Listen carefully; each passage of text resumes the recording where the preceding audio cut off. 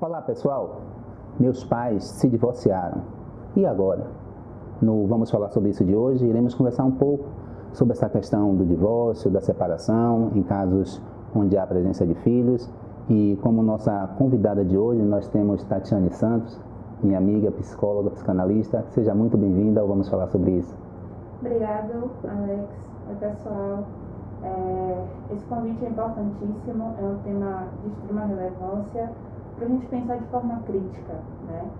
Pensar para além dos estereótipos e poder discutir um pouco e falar de uma forma descontraída. Então, vamos falar sobre isso.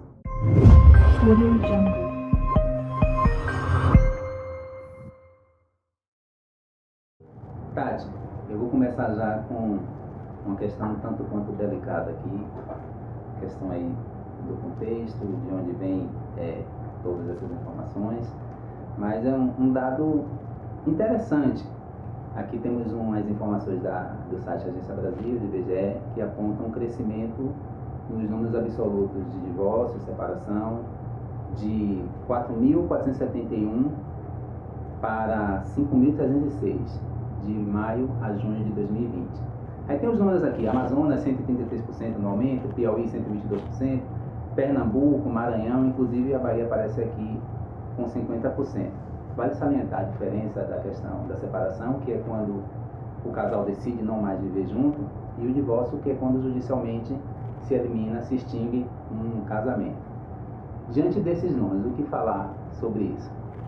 Alex, eu sempre fico me questionando, né, de onde vem essa pauta, de onde vem esses levantamentos, se a gente levar em consideração de que existe a classe menos favorecida, as favelas de fato, né?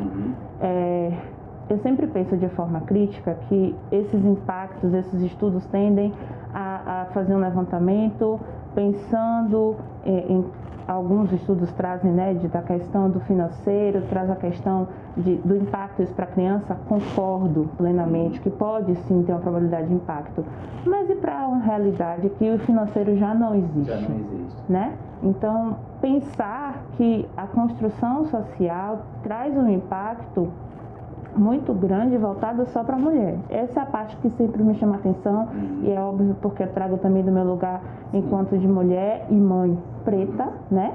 Mãe solo, então eu me incluo nesse lugar. Então tem sempre essa cobrança em cima disso, mas é pensar e pautar que deveria ser uma cobrança para ambos. A separação é do cônjuge, né? E pensar que essa criança precisa ser olhada do lugar que ela é, criança, né? Enquanto filiação. É muito interessante você trazer a questão da separação do cônjuge, porque em alguns casos fica assim uma confusão no pós-separação, né? Depois que tudo acontece, o lugar que é dado a essa criança, às vezes é um lugar de mensageiro, às vezes lugares tão distintos, menos o lugar que ele deveria ocupar, que é o de criança. O pai não fala mais com a mãe, manda recado pelo filho, a mãe não responde ao pai, manda recado pelo filho. E a questão mais crucial, que é o fato de que os cônjuges se separam, mas o pai dos filhos não deveriam. Isso fica um pouco à parte em alguns casos. Eu acho interessante a gente pensar, e não podemos esquecer, que existe um sofrimento na separação, né? Geralmente para um dos cônjuges, quando chega nesse limite de que de fato aquela relação não dá mais, é porque existe o sofrimento em relação a isso. Então, precisa ter atenção que onde há sofrimento, a tendência para o desajustamento é muito grande e isso acaba resvalando na criança. Pensar que a gente precisa pautar duas coisas importantes em relação a isso: os pais no cuidado pessoal, e aí a gente reforça deste lugar do cuidado psíquico diante desse processo, para que a relação deles não venha impactar na relação com a criança. Então, acho que o cuidado que a gente precisa chamar a atenção aqui é olhar para essa criança desse lugar, desse cuidado enquanto filho, mas do cuidado pessoal enquanto ser humano mesmo, né? Enquanto homem, enquanto mulher. Porque para aqueles casos em que a gente consegue acompanhar, em que os pais buscam esse cuidado pessoal, a tendência é de que tenha menos impacto aí nessa criança. Sim. De acordo com o aumento desses números de divórcio, de separação, dessa questão aí, se aumenta também muita literatura. E a gente vê uma certa divergência assim nessa construção, né? Há estudos que apontam que determinadas crianças, por sofrer o divórcio na família, por participar dessa questão do divórcio na família, de separação, tendem a produzir menos na escola, inclusive, ou a manifestar alguns tipos de sintomas. Já outros estudos apontam que o pós-divórcio é o que é mais importante, porque o fato como você vai lidar com aquele acontecimento, quando a gente pensa em divórcio, presume-se que se esgotou todas as possibilidades de se conviver junto, então opta por isso, não tem mais condição de viver junto. Mas e o pós, o que a gente faz com isso? Então, há opiniões divergentes nessa questão do divórcio e na questão da criança reagir a esse fato que aconteceu. Não há como negar que deve, muito com certeza, ser um fator estressor, mas o que vem depois, acho que impacta mais, ou deveria ter um olhar mais importante. Concordo, Alex. A gente já fez curso junto para olhar para essa criança, cuidar dessa criança.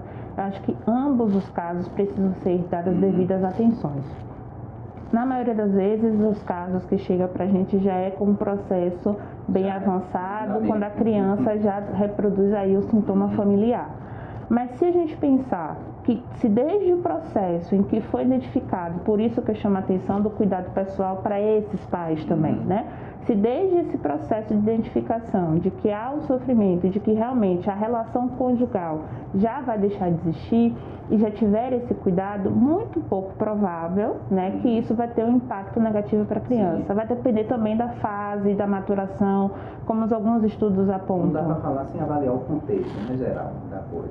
Com certeza. É muito importante, inclusive, isso que você traz, porque às vezes quando a gente lê algo, às vezes quando a gente participa até de algum modo de algum acontecimento como esse, é muito comum algumas pessoas tomarem um certo partido e, de certa forma, um outro lado ficar sem ser visto.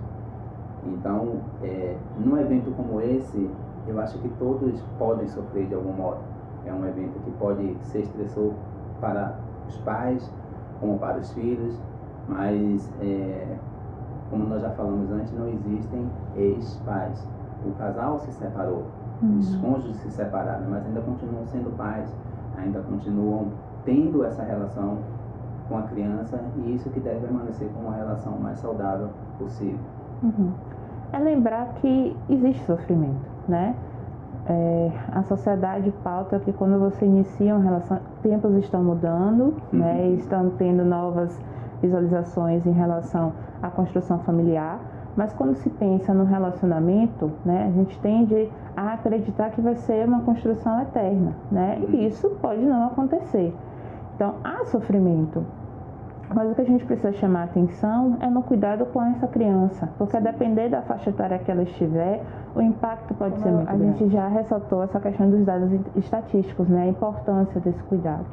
Então, é lembrar sempre nessa divisão que a criança deve ser a referência de cuidado, né? Porque esse é o foco. Ela não escolheu estar nessa situação. Porque, exatamente, eu ia falar justamente isso, até porque a decisão de separar foram dos cônjuges, foram dos pais, foram dos cuidadores, e não da criança.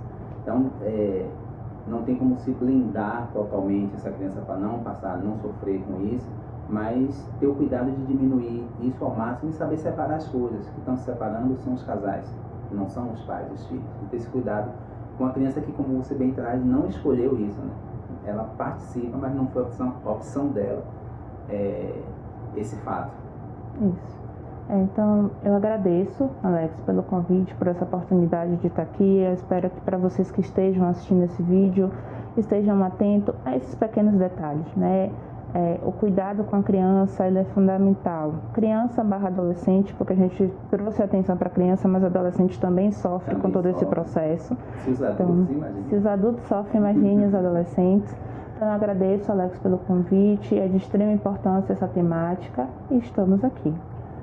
Nós agradecemos a sua presença. Como você me falou, o foco aqui foi mais voltado para a questão da criança, mas frisamos também que tanto o adulto como o adolescente, eles vão sofrer também de alguma forma, vão passar por esse momento, mas é importante atentar como vivenciar esse momento. E nós esperamos que vocês gostem do conteúdo. A ideia aqui não foi de trazer um fechamento, mas trazer mais provocações e questionamentos para que você também possa produzir algo a partir de tudo que foi trazido. Então nós agradecemos a você que está assistindo esse vídeo e queremos fazer um pedido: se inscreva no canal, curta esse vídeo, compartilhe e vamos falar sobre isso. Agradece. Até mais.